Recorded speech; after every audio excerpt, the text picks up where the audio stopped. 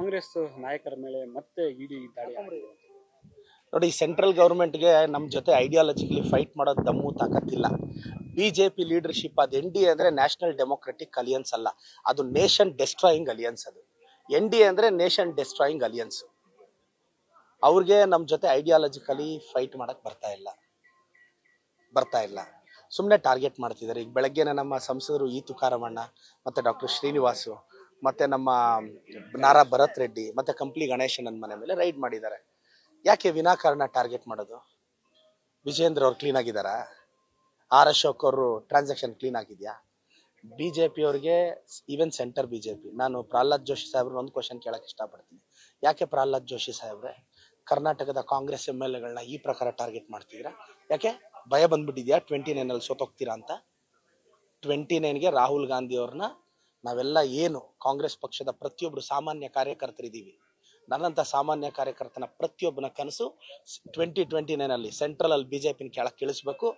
ನಾವು ಕಾಂಗ್ರೆಸ್ ಅವ್ರು ಬರ್ತೀವಿ, ನಮ್ಮ ರಾಹುಲ್ ಗಾಂಧಿನ PM ಆಗಿ ನೋಡಬೇಕು.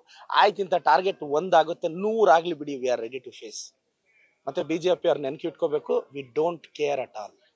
ಅಲ್ಲ, BD ಬಿಡುಗಡೆ ಮಾಡಿರೋ ಮಾಧ್ಯಮ ಪ್ರಕಟಣೆಯಲ್ಲಿ 80 ಕೋಟಿಗೂ ಹೆಚ್ಚು ಅಕ್ರಮ ಆಗಿದೆ ಅನ್ನುವಂಥ ಇದು ಒಪ್ಕೊಳ್ತೀರಾ ನೀವು?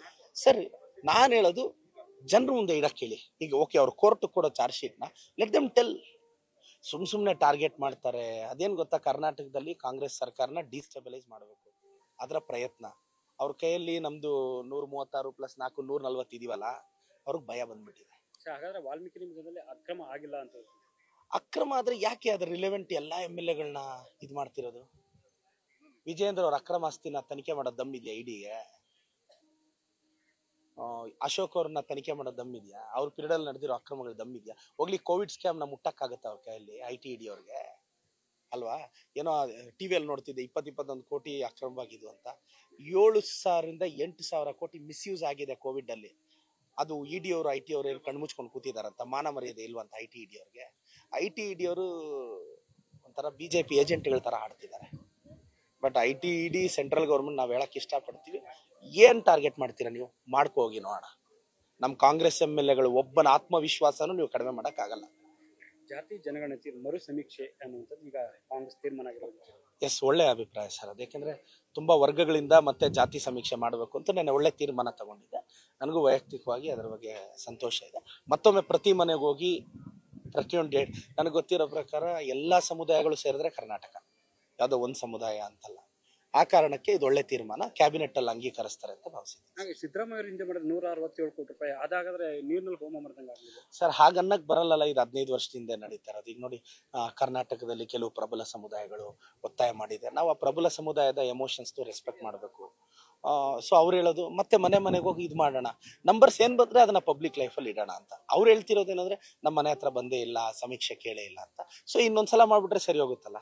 ಅಂದ್ರೆ ಹೈಕಮಾಂಡ್ ಪ್ರಬಲ ಸಮುದಾಯದ ಒತ್ತಡಕ್ಕೆ ಮಣಿದು ಮರು ಸಮೀಕ್ಷೆ ನೋಡಿ. ನೋ ಪ್ರಬಲ ಸಮುದಾಯದ ಒತ್ತಡ ಅಂತಲ್ಲ, ಪ್ರತಿ ಸಮುದಾಯವನ್ನ ನಮ್ಮ ಪಾರ್ಟಿ ಗೌರವಿಸ್ತಿದೆ. ನಮ್ಮ ಪಾರ್ಟಿ ಎಲ್ಲರ ಪರ ಅನ್ನೋದಕ್ಕೆ ನಿದರ್ಶನ ಅಲ್ವಾ? ಒಂದು ಸಿಂಪಲ್ ಆಗಿ ಹೇಳ್ತೀನಿ, ಪ್ರಬಲ ಸಮುದಾಯಗಳಿಗೆ ಪರವಾಗಿ ನಿಂತಿದೀವಲ್ಲ. ಈಗ ಅವ್ರ ಒತ್ತಡಕ್ಕೆ ಮಣದೆ ತಾನೇ ಈಗಿದೆಲ್ಲ ಅವಕಾಶ ಕೊಟ್ಟಿರೋದು. ನನಗೆ ಗೊತ್ತಿರೋ ಪ್ರಕಾರ ಇದರ ಅರ್ಥ ಏನಂದ್ರೆ ಕಾಂಗ್ರೆಸ್ ಎಲ್ಲ ಸಮುದಾಯಗಳ ಜೊತೆ ಇದೆ ಅಂತ. ಈ ಕಾಲ್ತುಳಿತ ದುರಂತ ಪ್ರಕರಣ ಸಂಬಂಧಪಟ್ಟಂತೆ BJP JDS ನೇರವಾಗಿ ಕಾಂಗ್ರೆಸ್ ಸರ್ಕಾರ ಇದಕ್ಕೆ ನೈತಿಕ ಹೊಣೆಯನ್ನು ಹೊರಬೇಕು ಮತ್ತೆ ರಾಜೀನಾಮೆ ಕೊಡಬೇಕು ಅನ್ನುವಂತ ಮಾತು. ನಾನು ಆ ಕಾಲ್ ತುಳಿತಕ್ಕೆ ನಾನು ರಾಜ್ಯದ ಜನತೆನ ಕ್ಷಮೆ ಕೇಳ್ತೇನೆ. ನಮ್ದು ತಪ್ಪಾಗಿದೆ, ಅದ್ರ ಬಗ್ಗೆ ಏನೂ ಮಾತಾಡಲ್ಲ. ತಪ್ಪಾಗಿದೆ ಅಂತ ಒಪ್ಕೊಂಡಿದೀವಿ ಅಷ್ಟೇ. ಅದು ಮುಂದಿನ ವಿಚಾರ ಸರ್ಕಾರ ನೋಡ್ಕೊಳ್ಳೋದು. ಅಲ್ಲ, CM DCM home minister resign ಮಾಡಬೇಕು ಅಲ್ಲ, CM DCM ಹೋಮ್ ಮಿನಿಸ್ಟರ್ ಬಗ್ಗೆ ಮಾತಾಡೋಷ್ಟು ಯೋಗ್ಯತೆ ನನಗಿಲ್ಲ. ನಾನೊಬ್ಬ ಸಾಮಾನ್ಯ ನಿಷ್ಠಾವಂತ ಕಾರ್ಯಕರ್ತ. ಸೊ ಆದ್ರೆ ಕಾಲ್ ತುಳಿತದಿಂದ ತಪ್ಪಾಗಿದೆ, ಅದನ್ನ ಒಪ್ಕೊಂತೀವಿ ಸರ್. ಅಂದ್ರೆ ಈ ಘಟನೆಗೆ ಸರ್ಕಾರವೇ ನೇರ ಹೊಣೆ ಅಂತೀರ? ನಾನು ಸರ್ಕಾರ ನೇರ ಹೊಣೆ ಅಂತ ಅನ್ನಲ್ಲ. ಯಾಕಂದ್ರೆ ಸರ್ಕಾರದ್ದಾಗ್ಲಿ ಯಾರ್ದು ಇಲ್ಲಿ ತಪ್ಪಿಲ್ಲ, ಬಟ್ ತಪ್ಪಾಗಿದೆ. ನಾನು ವೈಯಕ್ತಿಕವಾಗಿ ಕಾಂಗ್ರೆಸ್ ಶಾಸಕನಾಗಿ ಅದರಲ್ಲಿ ನಾವು ಹೆಂಗೆ ಒಂದು ಗೆಲುವು ಬಂದಾಗ ನಾವೆಲ್ಲರೂ ಆ ಗೆಲುವಲ್ಲಿ ಪಾಲು ತಗೊಳಕ್ ಪ್ರಯತ್ನ ಪಡ್ತೀವೋ, ಒಂದು ಸೋಲನ್ನ, ಒಂದು ಅವಮಾನದಲ್ಲೂ ನಮಗೆ ಪಾಲಿದೆ. ಸೊ ನಮ್ಮಿಂದ ಮುನ್ನೆಚ್ಚರಿಕೆ ವಹಿಸಿದ್ರೆ ಇಂತಹ ಅವಘಡ ತಪ್ಪಿಸಬಹುದಾಗಿದೆ. ಈಗ ಒಂದು ಹೊಸ ಕಾಯ್ದೆ ಕಮ್ಯುನಿಕೇಶನ್ ಪ್ರಾಬ್ಲಮ್ ಇಂದ ಬಹುಶಃ ಈ ತರ ಅದೇನಾಗುತ್ತೆ ಸರ್, ಈಗ ಒಂದು ಕಾನೂನು ತರ್ತೀವಿ ಅಂತ ಹೇಳಿದ್ದಾರೆ ನನ್ನ ವೇಣುಗೋಪಾಲ್ ಜಿ. ಹೊಸ ಕಾನೂನು ತರ್ತಾರೆ. ಕ್ರೌಡ್ ಗ್ಯಾದರಿಂಗ್ ಇವೆಲ್ಲ ಚಾಲೆಂಜಿಂಗ್ ಸರ್, ಅನುಭವಗಳಿಂದಾನೇ ಬರೋದು. ನ್ಯೂಸ್ ಫಸ್ಟ್, ನಿರ್ಭೀತಿಯಿಂದ ನಿಮ್ಮ ಪರವಾಗಿ.